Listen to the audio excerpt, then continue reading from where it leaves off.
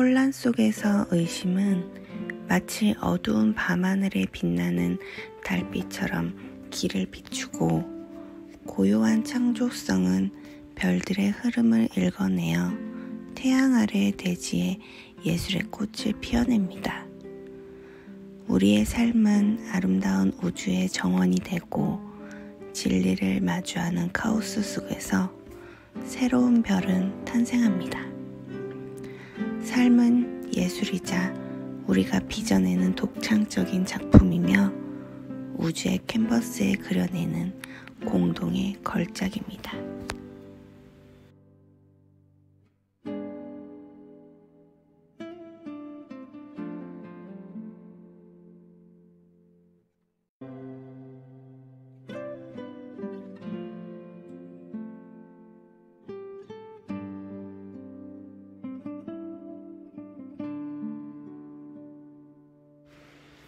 혼란과 의심을 넘어 삶을 창조하는 예술가의 여정.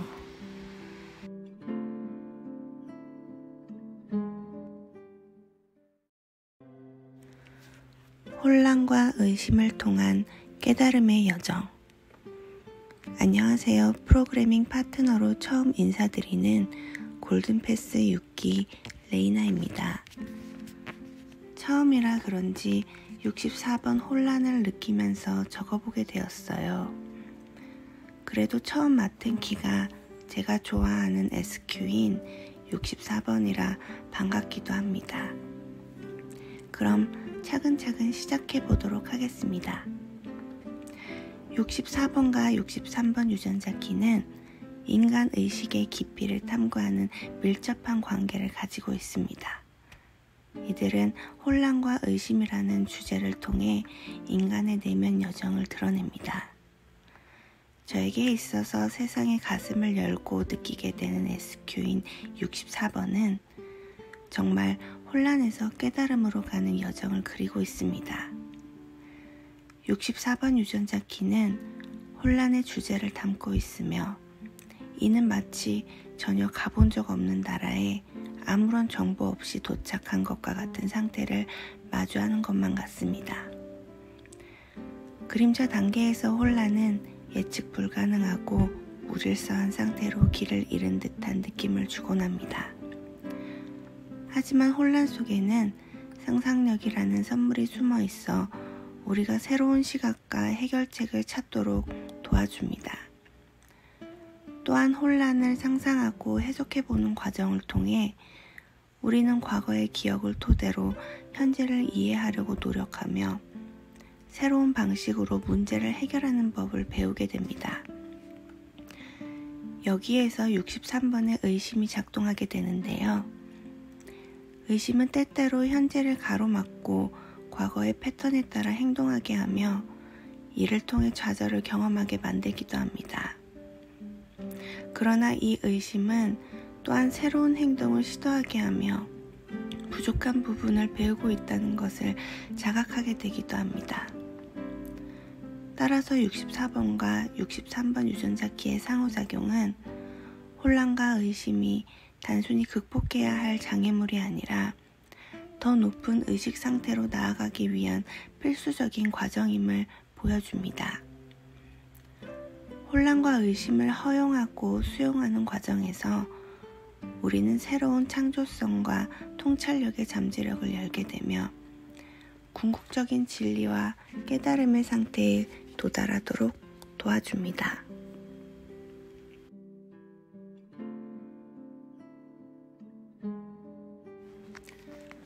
혼돈과 명확성 속에서의 피어나는 창조성. 지난 통합의 고리를 거쳐 40번의 한 템포 쉼의 영역에 들어갔다가 마주하게 되는 64번의 주간은 어떠셨나요? 저는 큰 파도가 몰고 간 듯한 통합의 고리에 불필요한 감정적인 찌꺼기를 벗겨낸 듯한 투명성과 함께 감정적인 쉼의 영역에 들어가며 삶을 신뢰하게 되고, 이렇게 프로그래밍 파트너라는 새로운 경험에 내맡기며 글을 쓰면서 또 다른 쉼과 동시에 새로운 혼란을 경험하고 있습니다. 이 과정에서 역시 혼란과 의심이 주는 상호작용이 작동하게 되는 것을 발견하게 되는데요. 일상은 종종 혼돈과 불확실함으로 가득 차 있습니다. 삶에 다가온 혼란을 그저 피해야 할 불편함으로 받아들이기보다 수용하는 과정에서 상상력은 혼란 속에서 질서를 발견하게 됩니다. 64번의 혼란은 63번의 의심을 통해 명확성을 추구하며 지난 4번의 키가 자기를 돌아보며 편협하게 생각했던 부분들을 찾아내기 시작합니다. 64번 CD의 빛의 내용을 보면 물리적인 상승은 신의 의지, 즉 40번째 CD에 직접적으로 의존하며 항상 그렇게 예정되어 있습니다. 라고 나와 있습니다. 이는 편협함을 넘어 가능성을 발견하고 자기 확신에 의한 선택의 장이 열려있음을 의미합니다. 이러한 선택은 64번의 혼란을 넘어 새로운 삶의 영역을 넓혀가게 합니다. 이렇듯 혼란 속에서도 명확성을 향한 끊임없는 탐구는 개인의 삶에서 진정한 예술작품이 되도록 독특한 창조성의 꽃을 피우게 됩니다.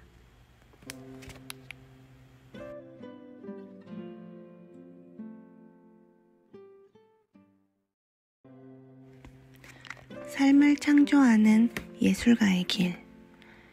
제가 골든패스 비너스 기간에 몇 년 만에 잃어버린 꿈을 찾고자 화실에 나간 적이 있었습니다. 한동안 그림을 그리지 않다가 오랜만에 떨리고 설레는 마음과 함께 마주한 화실에서 선생님은 10장의 빈 종이에 아무 그림이나 떠오르는 대로 그려보라고 하셨습니다. 여기에서도 혼돈은 작동하면서도 저는 나에게 의미 있는 것, 현재 그리고 있던 것, 중요한 주제, 중요하지는 않지만 좋아하는 것들로 아무렇게나 채워진 마음에 안 드는 러프한 드로잉이었습니다. 그리고 선생님과 마주하며 나의 이야기와 선생님이 바라본 관점에서의 이야기를 나누었습니다. 그 과정에서 내가 보지 못한 부분을 발견하기도 하고 의미 없다 생각한 것에 의미를 발견하기도 하였습니다. 그중 와닿은 부분들을 더 많은 드로잉과 사진, 원단을 꿰매는 등 여러 가지 조각들이 모여서 새로운 이야기가 되고 새로운 이야기는 더 큰 캔버스로 옮겨집니다. 캔버스에 들어가서는 또다시 백지장이 되어버립니다. 생각처럼 되지 않는 순간들을 마주하기도 하고 절망하기도 하며 마음에 안 들어서 모두 하얀색으로 칠해버리기도 했습니다. 하얗게 칠해진 캔버스 뒤에는 이전 그림이 살짝 비추는 과거를 품은 새로운 캔버스가 됩니다. 그리고 멀리서 바라본 그림에서 비춰지는 라인들을 발견하고는 캔버스의 위치를 가로에서 세로로 변경하며 라인을 따라 또 새로운 그림이 탄생합니다. 그 안에 하나둘씩 그려 넣으니 지구가 기울어진 듯한 저의 삶의 지도가 되었습니다. 처음 드로잉과 과정들은 전혀 알지 못했던 완성된 부분이었습니다. 그리고 그 다음 해에 진전이 없는 그림을 몇 개월째 끌어안으면서 내려놓지 못하는 욕망을 알아차리며 그림이 아니라 삶의 혼란을 받아들이고 알아차리면서 선택의 순간들로 삶을 배우고 완성해 나가는 것이구나라는 것을 알게 되었습니다. 삶은 이처럼 끝을 알 수 없는 예술과 같다고 생각합니다. 그렇다면 예술가란 무엇을 하는 사람일까요? 예술이란 단어를 떠올리면 흔히 예술가라는 특별한 존재를 연상하게 됩니다. 예술이란 단순한 창조 활동뿐만 아니라 그 창조 활동이 예술가와 관람자 간의 상호작용 또한 예술의 일부분으로서 완성됩니다. 예술은 우리가 삶 속에서 마주하는 복잡성과 혼란, 그리고 의심을 통해 새로운 의미와 진리를 발견하여 개인의 독창적인 작품을 보여줍니다. 이 과정은 단순히 예술가에게만 해당하는 것이 아니라 우리 모두가 삶을 예술로 살아가는 방법을 탐구하는 데 중요한 역할을 한다고 생각합니다. 문득 예술을 묻다라는 책의 글이 떠올랐는데 이 책에서 프랑스 철학자 루이 알투이세르는 예술이 현실 도피의 도구가 될 수 있다고 경고합니다. 반면 영화 감독 안드레이 타르코프스키는 예술이 오히려 삶의 복잡성과 깊이를 탐구하는 중요한 통로가 될 수 있다고 주장합니다. 이 두 가지 관점은 예술과 영성의 본질에 대해서 다시 생각하게 합니다. 예술과 영성 모두 현실을 도피하려는 도구로 사용할 수 있지만 그것들은 또한 우리가 삶의 불편함과 고통을 직면하게 하고 그 속에서 새로운 가능성을 발견하도록 도와줍니다. 이 책에서는 예술이라고 하면 개인이 가진 불쾌함과 고통, 상실로서의 세계에 등 돌리지 않고 뭐라도 해봄, 손 내밀어봄, 말 걸어봄을 통해 우리는 마주치고 느끼는 몸을 통해 세계로 진입한다 라고 설명하고 있습니다. 그렇다면 우리가 묵상하고 있는 이 유전자키라는 도구 또한 묵상의 예술이라고 표현하는 의미는 무엇일까요?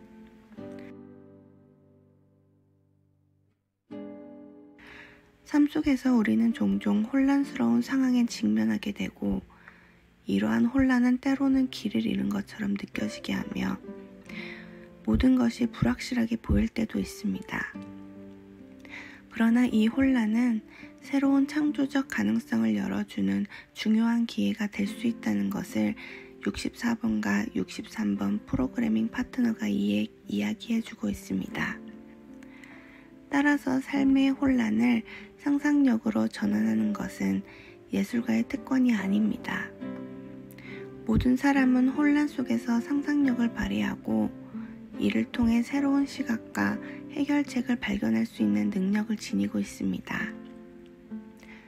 64번 키의 선물 상상에는 내면의 빛을 내보내지 않는 예술적 과정은 단순히 상상 속으로 길을 찾아가는 그림자의식의 예술일 뿐입니다. 라고 이야기합니다. 삶을 예술로 살아간다는 것은 단순히 고통과 혼란을 회피하는 것이 아니라 그것을 직면하고 그 속에서 새로운 의미와 진리를 발견하여 새로운 가능성을 열어가는 과정이 바로 삶을 예술로 승화시키는 길입니다. 모든 사람은 자신의 삶을 예술로 그려나가는 예술가입니다.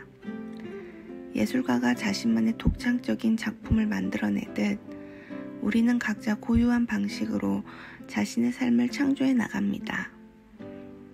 이러한 독창성이 강하게 드러날수록 예술가는 많은 사람들의 사랑을 받게 되는 것처럼 우리에게도 개성이 가장 두드러질 때 수많은 개인에게 감동을 주며 더 큰 의미를 얻게 됩니다. 예술가에게는 작품과 관객이 있듯이 우리 각자에게는 자아와 타인이 있습니다. 이 사이에서 우리는 사유의 과정을 통해 자신을 인식하고 이를 통해 개인의 고유성을 드러냅니다.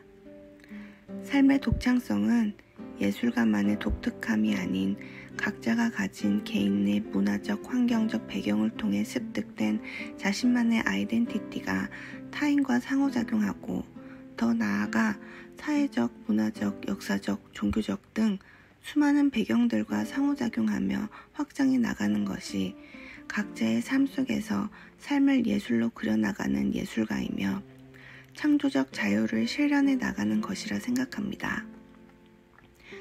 우리는 이분법적인 세상을 통해 우리는 자신을 인식하고 용기와 정직함을 배웁니다.